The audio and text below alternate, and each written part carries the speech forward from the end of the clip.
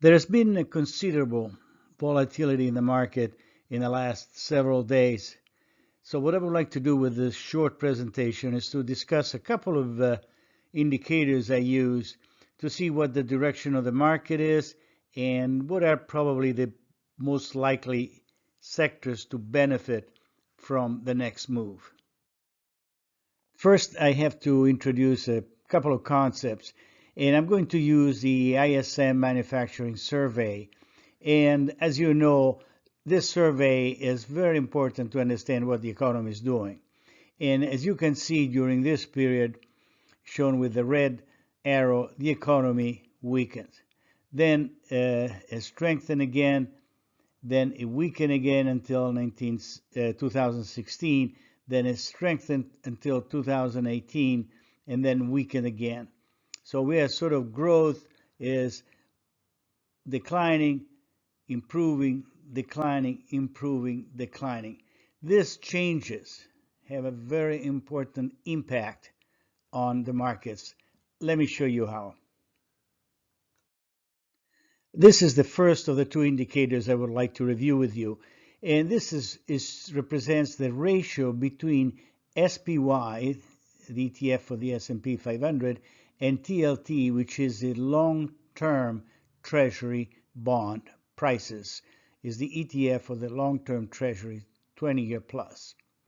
And as you can see, when the ratio declines, means that TLT is stronger than the S&P 500. This is here in this period is stronger, and this is a stronger again. So this period, as I showed before in the previous slide, from 2011 to 12, the economy weakened, and you can see as the bonds have been stronger than the market because the ratio declined. Then the economy improved, and you see the green arrow, and the market was much stronger than the bond market. Then the economy weakened again until 2016, with the bond market much stronger than the S&P 500. Beginning 2016, the economy strengthened, so you have the S&P 500 stronger than TLT, which is the long-term bond prices. But 2018, beginning 2018, the ratio declined. In fact, since 2018, TLT has outperformed the S&P 500 by a big margin. So this is very important because you don't buy stocks all the time. Sometimes bonds are stronger than, like here, when the economy weakens, bonds are stronger. And the ratio, the declining ratio, tells you be careful because the economy is weakening. This is also the message of this chart. This chart shows a second indicator, and is the ratio between J&K, which is the ETF for high yield bonds, and IEF, which is the correspondent Treasury bond prices. So, and again, we have the same periods of economic strength and weaknesses. During this period, the economy weakened. During this period, the economy strengthened, weakened, strengthened, and weakened again. What is this ratio telling us? This ratio declines when the economy weakens. In other words, what investors do when the economy weakens, they buy more IEF relative to J&K. This means that there is a preference in buying Treasury relative to junk bonds. In other words, investors perceive increasing risk, credit risk, when the economy slows down. But when the economy improves, then the high yield J&K is stronger than IEF because the economy improves and the credit risk declines. When the economy weakens again, IEF becomes stronger than J&K because there is an increasing credit risk. The economy improves again, and the ratio J&K to IEF increases, suggesting that credit risk is decreasing. But beginning in 2018, what you see, the ratio is declining. As you said before, the economy is weakening, and credit risk is increasing because investors prefer treasury bonds relative to the high yield market. So really what I've been showing you is two indicators. One that tells you about the economic weaknesses and strength, and if you should prefer treasury to stocks. This indicators is tell you be careful because confirms that the economy is weakening and confirms that there is an increase in credit risk.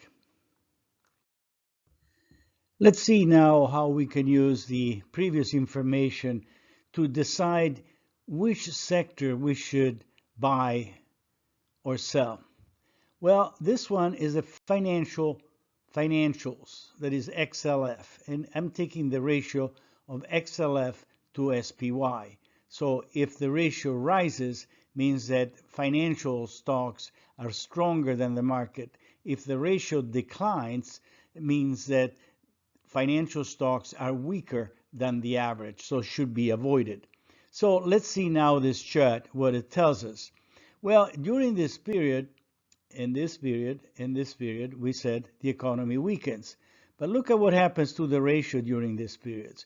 That financial stocks, the ratio of XLF to SPY is declining, which means that financials are weaker than the market. So you're much better off buying SPY than XLF. So financial stock basically should be avoided in this period, in this period, and this period. When should you buy financial stocks? When the economy strengthens, like in this period and this period. So this is a very useful, the two indicators tell us what to do and what sectors we should invest in. Let's see if there are other sectors that perform similarly. Let's look now at the real estate sector, which is represented by the ETF XLRE. And this sector behaves exactly the opposite as the financial sectors, that is mainly banks. These two periods here is periods when the economy weakens, we said before. But look what happened to the ratio. The ratio XLRE and SPY increasing, meaning that the ETF, the real estate ETF, was performing much better than the S&P 500, was performing better here and was performing better since 2018 when the economy weakens. The time to avoid the real estate sector is when the economy strengthens, like during this period and during this period. So the real estate sector basically behaves exactly the opposite as the financial sectors.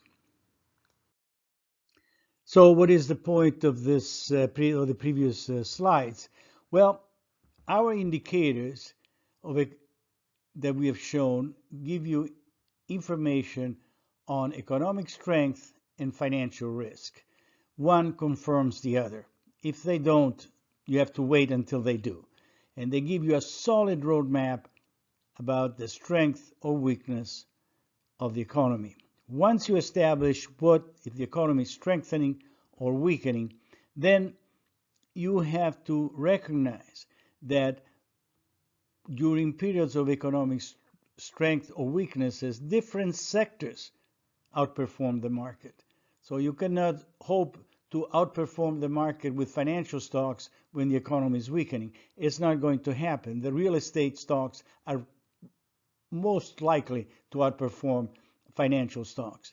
So this is very important to understand how the economy is behaving using the two indicators that I talked about here. How long will the signal last?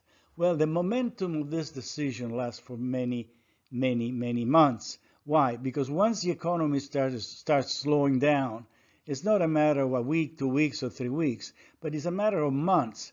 So if you decide, if the two indicators are telling you that the economy is weakening, you know that your investment strategy is going to last for at least a year. So you have all the time to decide, to design on your portfolio, and to make the right decision. And this is really what the job that we do at Peter Dag and Associates in our publication, the Peter Dag Portfolio. I would like to remind you that you can subscribe to the Peter Dag Portfolio by going to the website www.peterdag.com.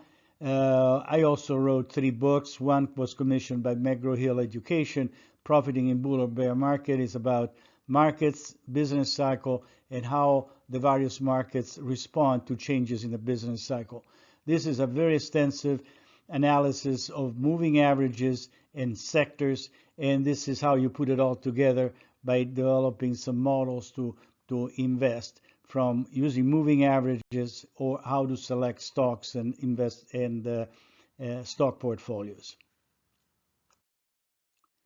Well, I would like to thank you very much for reviewing this video, and this is a reminder that you can see all the previous videos. They're all free by going to the website of Peter Dag Portfolio, and you just can click on every video and you can look at it. No cost, no obligations. And of course, if you want to subscribe, you're more than welcome. Okay, thank you. Until next time, so long.